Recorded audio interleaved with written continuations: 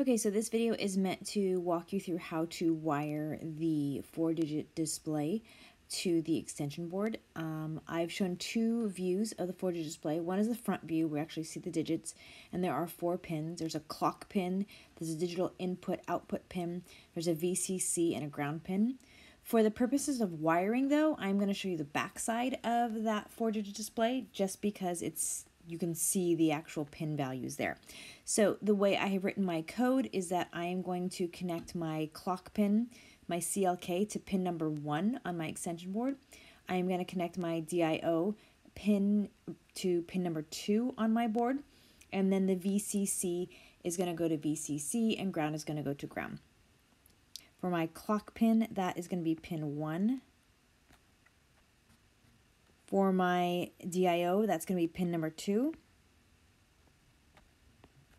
My VCC is just going to go into the VCC line.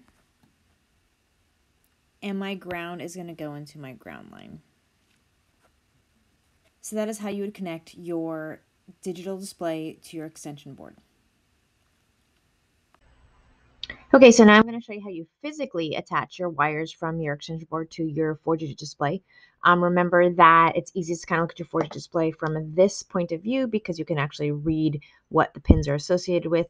And I also have my key here that says that my clock is going to go to pin 1, my DIO is going to go to pin 2, and remember the pins are always blue. My VCC is going to go to VCC, and my ground to my ground. Okay, here I go.